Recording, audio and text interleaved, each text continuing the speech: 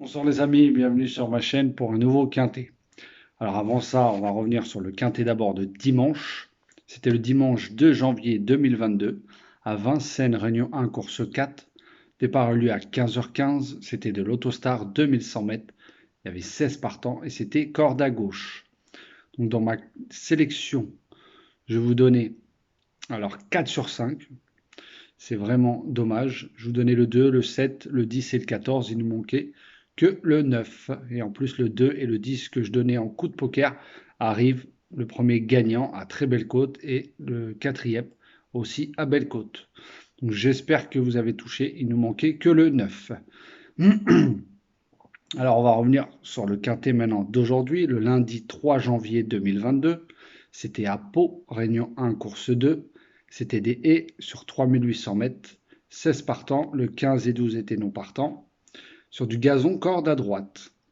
Alors dans ma sélection, je vous donnais le tiercé dans l'ordre avec mes bases. Comme je vous ai dit, moi je partirai avec mes bases du 3, 9 et 8.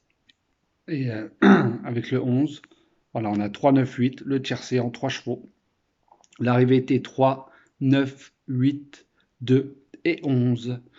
Donc dans ma sélection, je vous donne le tiercé, on n'a pas le 2 et on a le cinquième. Donc c'est quand même un tiercé en 3 chevaux et en plus dans l'ordre.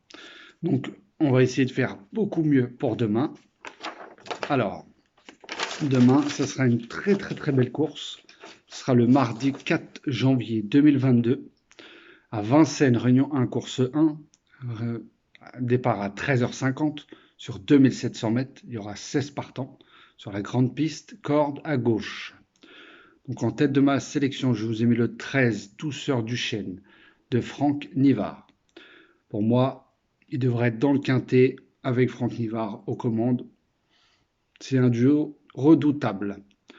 Après, je vous ai mis le 10, Douceur de Guèze de Terry pour pimenter les rapports.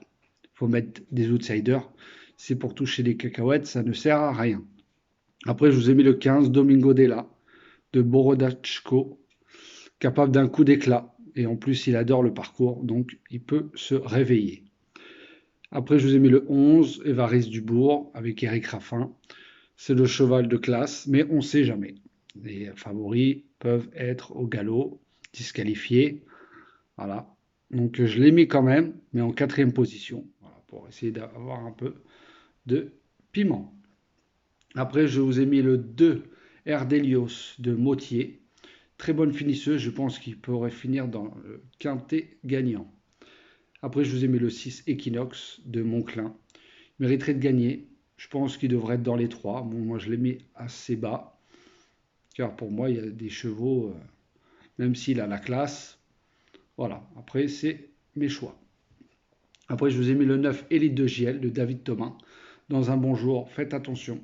À très belle côte, je pense que ce sera un outsider.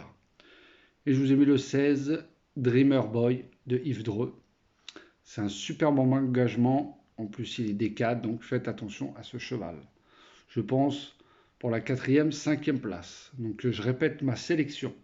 Le 13, le 10, le 15, le 11, le 2, le 6, le 9 et le 16.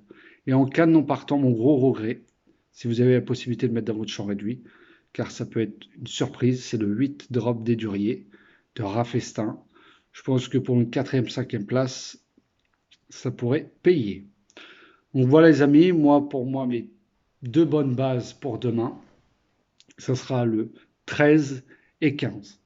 Voilà, le 11, tout le monde va le mettre en tête, c'est normal, c'est un cheval de classe. Moi, j'ai voulu prendre le risque, je l'ai mis en quatrième position, on ne sait jamais. Comme je l'ai dit, les courses sont faciles avant et après, on a des résultats des fois. La dernière fois, le 1 était à 2 contre 1 avec Abrivard, il est arrivé troisième. Alors que c'était un cheval de classe aussi. Donc méfiez-vous, variez vos jeux, tournez vos bases surtout, parce qu'une disqualification, ça peut très vite arriver. Bon les amis, je vous souhaite une très bonne soirée et je vous dis à tout à l'heure pour la vidéo des 4 chevaux avec Xavier.